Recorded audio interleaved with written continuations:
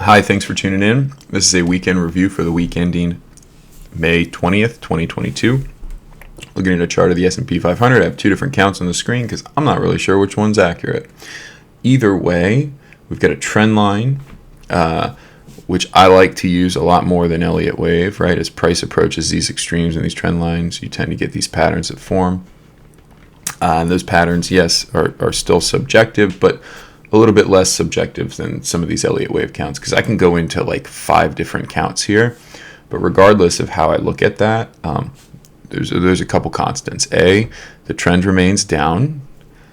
B, you have declining sellers on the way down. So this does not fit a 5-wave move lower on the weekly and monthly time frame. Right? If that were the case, we should see increased selling, and momentum should not be holding these divergences. So you clearly have a divergence here set up, lower lows, higher lows in momentum, and you have declining volume. Those are objectively true. Okay? What is subjective are these counts, and I can give you 2 or 3 of them. The more I look at it, I think that the period of January 24th on a lot of these charts was very important, as was this February date. And whether you want to pull the pivot from the February or the January low doesn't really matter too much to me. I like using the January low because it's the highest volume and the lowest momentum. It makes way more sense to use this one over here. And if that's what we're going to do, obviously this 38.99 fib at the 1236, very, very important. And if that fails, 36.74 is in play. And if the 1618 comes, there's a chance that this is a 1, this is a 2, this is a 3, and that you are in something deeper. And you'd want to see the volume exceed the peak here. If this is some wave 3, we need the momentum to go lower, and we need the volume to go higher than this A leg that we have labeled.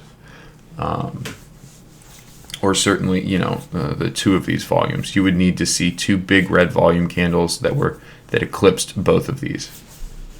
If I am to relabel this as some, impulsive move lower, which I still don't see it as, I see this move here off the high as impulsive lower, and I'll show you that in TrendSpider. But the point of me bringing up Thinkorswim is just to show you the TD DeMark counts and how we have a TD 913 sequential setup. These setups are pretty cool, but the reality is, they can always recycle. Okay, none of these indicators are foolproof. I'm just going to give you a weight of the evidence approach so that you can help make the best decision. And when I look at this chart, I see a doji at this trend line. That is when the volume showed up on Friday. I do see the divergences like we talked about. We're still inside the band, and the trend is clearly down. And in terms of overbought or oversold, I mean, literally 2-3 days ago, she was at the 20. So she's not oversold. She just visited mean. And the high on Friday was pretty much SMA 10. So again, mean. Either 10 or 20 doesn't really matter. As you can see, this trend, since it started here at the beginning of April, prices pretty much just rode the 10 all the way down. So, the point is we've got a setup. You can use the lows from Friday as your stop. Structurally speaking, this is a 5-wave move lower, which is what you need to see in a C wave. It must be impulsive. This is certainly an impulsive move lower on the daily time frames. And the volume and the momentum confirms that. You do have a divergence here, which is what you need to see. A lower low in price, a higher low in momentum. And, so again, like the setup here is, you want to see price get above the high over here at like 4,100, this candle here. And that would then put her back above the 20 and likely the 40 at that time. So you're going to see a battle here, whether or not the bulls can get above this candle and whether the bears can get below this candle. And that's really going to be the range coming into next week. I don't believe that you're going to gap down below Friday's range on Monday. I don't believe that to happen. If it does happen, then what you start to do is bring in this 36.74 level. And as I'll show you here on the SPY weekly, you start to bring in some other levels. So we'll take a look right here at the SPY weekly chart. And as you see, we finally hit the 38% retracement of this move going back to the COVID lows. You closed below the bottom of the bands for 2 weeks in a row. So this is telling us that it is extended during the COVID low. Same thing happened, 2 closes below. I do want to point out, again, on the weekly, declining volume. ADX is getting pretty high. This has historically been a peak in momentum. And if not, then they're going to see if they can challenge the 67 level. Regardless, this is where you start to look for reversals. I'm using ADX in a really, really simple way, right? Peaks and troughs, divergences, and whether or not she's above 40 or below 40, above 30 or below 30 is going to tell you like how extreme these moves are, and how much momentum and how like this is validating the move lower, right? You're closing below the bands, so you're stretching this lower, and ADX is increasing, and the momentum, the histogram, everything in PPO is confirming this. Like you have a full-blown downtrend. Now the structure of such downtrend is a zigzag, which is what we want to see. Now, when you get these big moves, they correct, and that's all part of the game. I still believe this is something like this in play. I could be wrong. It could just be something like this, and they're going to get it all now. Again, so you don't need to go all in. You don't need any real, you don't need to be a hero in this type of market. That being said, I'm looking for a low this month. And if you look at the monthly pattern, this is pretty much the monthly pattern in all the majors. It's just an ABC. And why do I say I'm looking for a low this month? Because the symmetry of this pattern is that here's your outside candle. This started the correction. And before she bounced, you had 2 candles that were red. Then she bounced, and then 2 more candles that were red. This is just, 2 down, 1 up, 2 down type of symmetry. I could be wrong. Like I was pointing out earlier, this could be some 1, 2, something like this, where you take a lot steeper impulse lower. Again, I don't have the volume to support this. That's not what I'm seeing on the charts.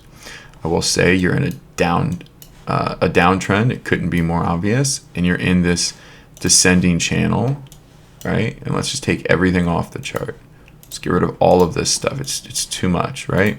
Very subjective, but this is a downtrend. This is a descending channel, and until price can get out of this channel, the same way that happened kind of right here, until that can happen again, lower prices are on, they're just up. And that's what's going to continue to happen. That being said, you've got an outside week. Again, this is the 3rd outside week on SPY in the last 7 weeks or whatever, which is insane. So and again, on less and less participation. All right, so I feel like I'm beating a dead horse here. Let's go into a couple of my favorite charts from stockcharts.com. The trend, right? What we're looking at here is just breadth. Like we've seen the breadth deteriorate. We've seen price deteriorate. We've seen 90% down days all over the place, which are just forms of capitulation, throwing the baby out with the bathwater, however you want to describe that emotion. That's That's what's happening. And you had that again this week. And last week, you had the breadth thrust higher. And I do want to point out that something very, very interesting is happening in the trend. This is a very, very low reading that happened on 5/13. Historically speaking, these types of readings are very rare. And when you get a reading this low and then price leaves, it is showing you a form of a breadth thrust. Again, during the COVID lows, like look at all of this before you finally got higher, right? The first one here, December, and the second and final one here in July of 2021. In my opinion, that's when the bull market peaked, and it's been lower ever since. So, the question is, how low is this trend going to go? Can she put in a higher low, kind of like they did right here, and then move higher? Or are things going to get even crazier, right? Because you look at the daily, she's putting in the higher lows. So this is kind of what you want to see in terms of breadth improvement. But either way, just something happened on the 13th. 5/13 was a very, very important day when it comes to the trend. So when I go look at everything that's been going on in the market, which is my this chart here that we're looking at, you can see since 5/13 what's been happening. Right, EMPH has been leading, DNMR, which is a SPAC, GDX, Bros, TLT, gold, emerging markets, oil, KWEB, all of these things are leading. And the things that are doing poorly are the things that have been doing poorly all year. So has anything really kind of changed since that date in terms of relative strength in certain names? Not really. And if you go to Q2 beginning, which is April 1, here's the story. It's just energy again. And again, like APA is flat on the quarter. That looks like distribution, okay? When you go to the beginning of the year and you see something like this, things up 68%, and now she just keeps putting in lower highs and lower lows, you start to get a bit concerned. Again, flat on the quarter, not the look you want to see. Let's take a look. So this is the new high, new low on the NASDAQ. Again, another breadth thrust, right? So the three that you're going to hear me talk a lot about are this, the trend, the upside downsides, right? 90% up, 90% down, and then the new highs, new lows. Every now and then I'll reference the McClellan, but I don't like that one nearly as much. Either way, we're looking at the new high, new low, and this one is showing us further deterioration of breadth. Trying for a higher low here, yes, and a higher low in momentum, yes. This does look like a bottom is attempting, but you did break the low here. All right, so again, this isn't like the structure you want, and really, it's not about how low you get. It's about what happens when you get that low. Do you get a thrust out of here, or do you ultimately head lower? And in this one, the new high, new low, is showing us that this thing could continue to break down. That just, is what it is. So let's take a look at the Tlt Spy Pair Chart. Why do I look at this chart so much? This is telling me, because, you have to understand the long-term trend is that these two asset classes are negatively correlated or inversely correlated, meaning they do the opposite of each other. Okay, and really the question that a lot of people have is, did bonds put in a secular top in 2020? And the second question that you should be asking yourself is, after a 2-year trend of really no retracement whatsoever, now you've got a higher low and a higher high on the weekly, kind of like you did back here. Is this a zigzag, or is this the start of an impulse move? So from where I sit, get this thing above 3.3, get above the blue line, and you've got a change in character, right? That's something that hasn't happened in 2 years. Price cannot get above this blue line. If that happens, then you're going to see my exposure to equities essentially go to zero, and my exposure to bonds, which is about a quarter of the portfolio right now, go extremely overweight. And that's why I use this chart. And if you look at the daily chart, this is telling me this is kind of an ABC structure, right? We want to own equities during periods like this. We want to own bonds during periods like this.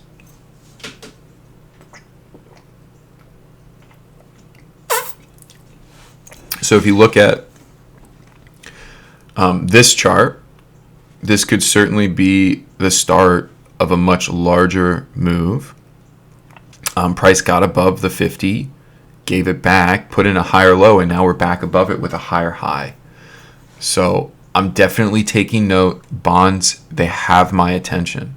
TLT, you need to be watching this chart almost every day. And so this is the second chart that I love to look at, right? So if that first chart is telling me that you should be looking at equities, right? SPY is winning, which it is. It's historically been winning for 2 years now and almost 10 years, really. Then you need to look at within the equity structure. Are we looking at something like value? Are we looking at something like growth? Are we looking at something like risk, like IWM? Are we looking at something like an Apple in QQQ? And when you find the IWM QQQ chart looking like this, which historically, and I wish I could show you how long this has been going on. This is a trend that's been going on since 2009. IWM has been losing, underperforming QQQ since 2009. And right now you have a period where back when all these meme things mooned, right, in January, into January of 2021 and ultimately March of 2021 before they peaked, the place to be was IWM. And this pair chart was telling you that. You didn't need to guess. And when specifically? Well, you had your low here in July of 2020, a high here in August, a higher low. They coiled, they break the pattern by getting above this high. When they got above that 582, it was off to the races. And you go look at IWM, what was happening this period right here, November 9th, 2020. Go look at IWM. It was exploding. It was breaking out to the upside. Okay, now, same thing. So obvious downtrend. Go look at IWM in QQQ in December 2021. What started to happen? A relative outperformance in small caps. And where are we now?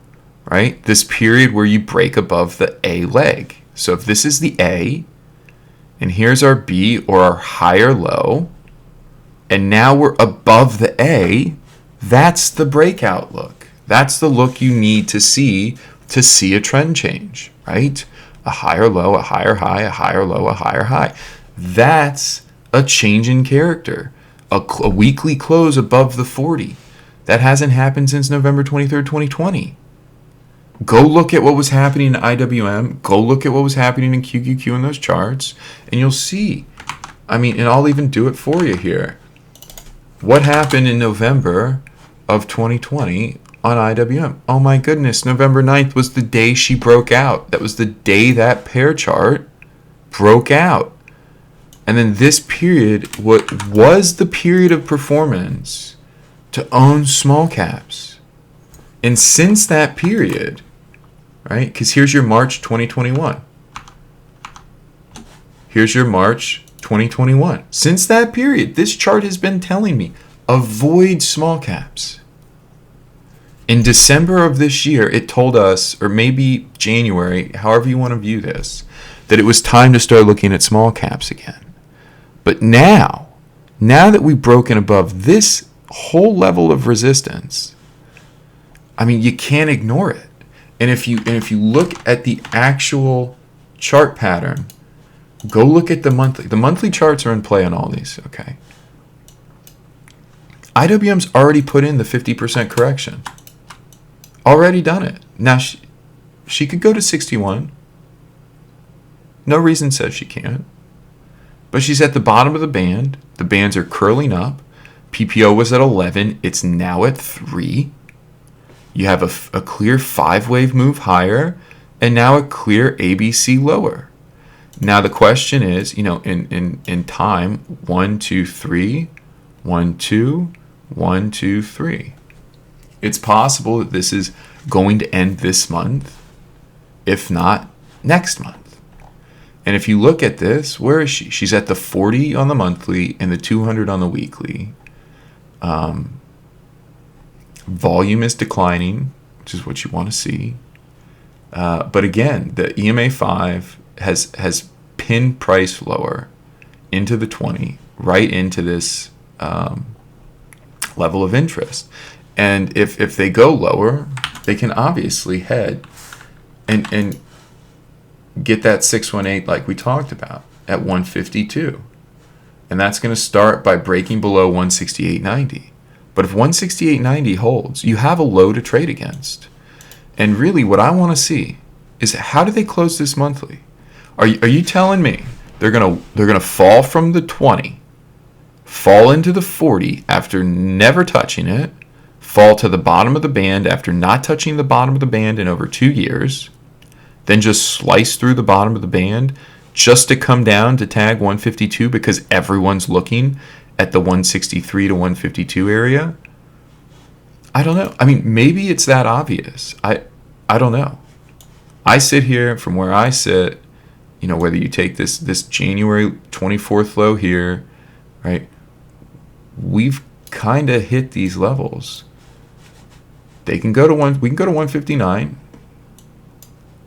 or she recaptures 179, which she did already, and then comes in, fills this gap, puts in the higher low. So structurally, when I zoom all the way into this, I start to see, and let's just take all these indicators off, I start to see a real common structure. This is that zigzag again. This is the beginning of the zigzag, in my opinion.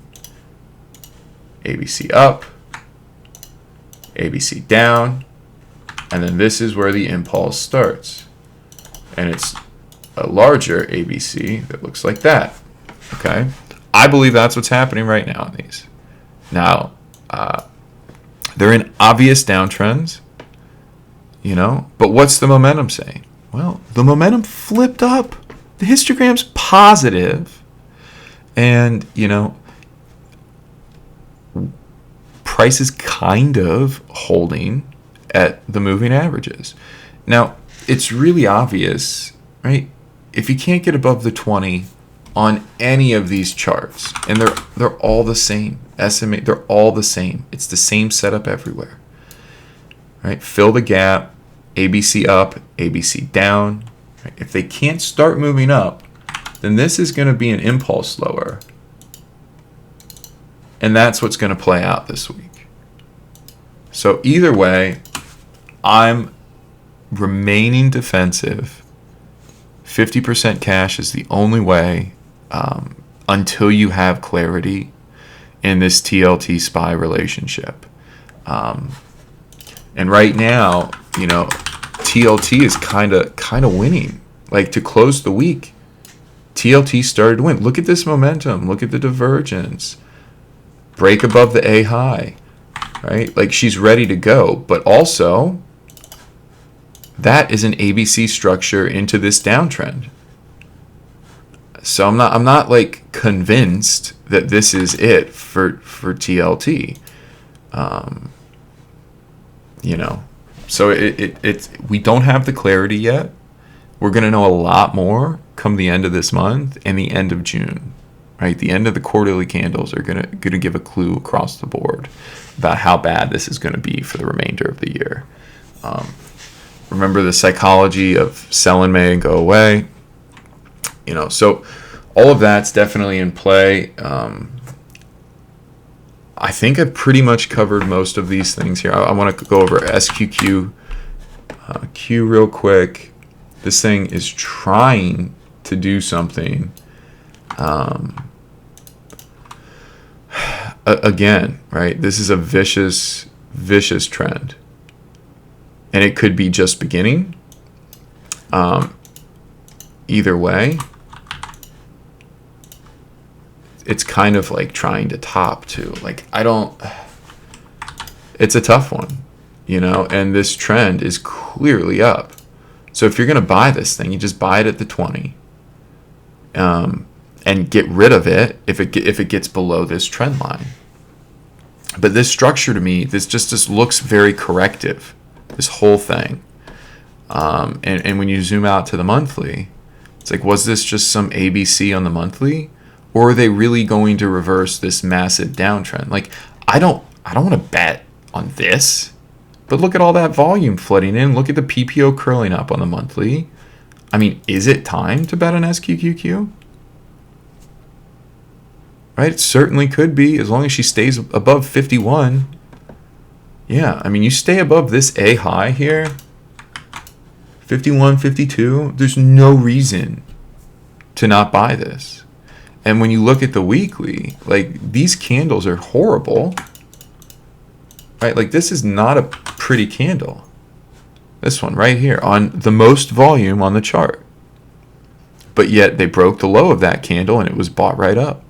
The monthly momentum is telling me that this can certainly go a lot higher. And so when you start to put all that together, say how high? Well, these are the fibs that you've got, the 618, the 1, the 1236, etc.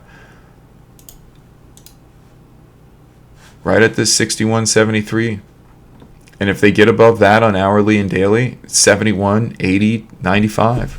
I mean, this thing can keep going. There's no doubt about it. So SQQ's definitely on my watch list for pullbacks, ideally into this level, 49, right on this blue trend line. And then Melly. So I like Melly for a few reasons. This monthly PPO was at 33 and is now reset to 0. We've got the ABC structure that we need to see, right? This low, lower high, lower low. You want to see that. I know it doesn't make a lot of sense to trend followers. But structurally speaking, that's what gets people to throw in the towel. And if you can't get them to throw in the towel, then prices are certainly going to go sideways until they do.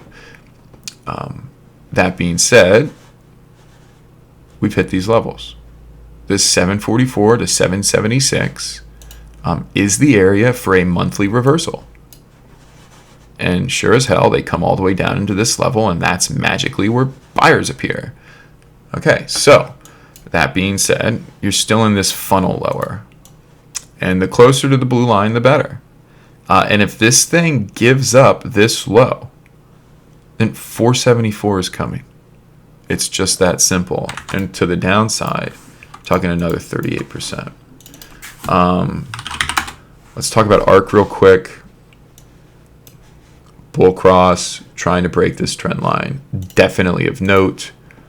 This is a complete round trip, right? I'm not sure how much lower she can go. I do know that you've got this reversal candle on volume. This is a reversal doji. This is a huge wick, meaning price got lower. Market participants enthusiastically bought it up to the tune of the most shares ever traded on this vehicle. They went inside, and now I'm not sure, but I can tell you that this low is very, very important, and the closer you get to $35, the higher the probability that demand is just going to magically show up.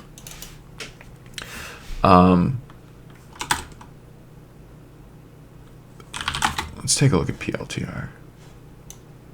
Right, same idea in that week that we just saw. Recapture the bands, closed inside. That's what you want to see.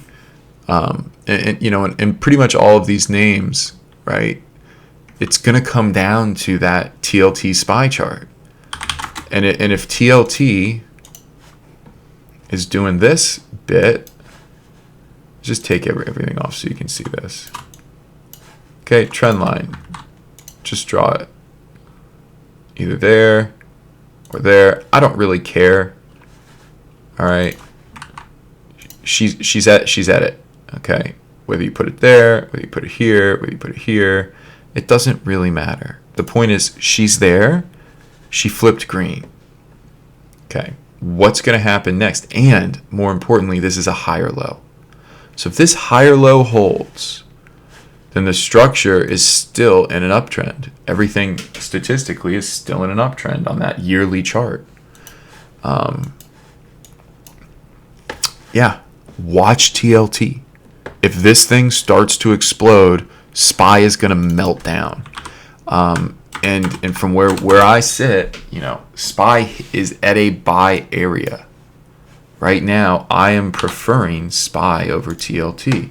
But if TLT can get above that 122 level and start to break out, well, then this thing's likely going to do one of these numbers. So let's just say that's the channel. And then she's going to break out of the channel to the downside. Hop in this channel and magically ride lower. And that would then create that 5-wave structure lower. Okay. I don't see this structure yet, but anything is possible. And they can certainly morph this, which looks very corrective in nature, ABC, into a 1, 2, 3. Right? That's what the bulls do not want to see. And from where I sit right now, the volume and the momentum and the divergences and everything we've talked about in this video are supporting the bull case. So I'm 50% long. I'm willing to add more into equities if they can prove it to me this week. If they can't, I'll likely be liquidating my equities and moving into bonds. And that's it. It's a real simple setup for the week and for the remainder of the month and quarter. Because if equities are going to fail on the quarterly, and this is a mega top, then you're going to see it into June close on the quarters. Right now, I see a potential reversal setting up on the monthly. If that fails to play out, we'll find out in the next week. There's only 7 sessions left in the month. So if you like it, the video, hit the like button, share it, and we'll see you in the next one.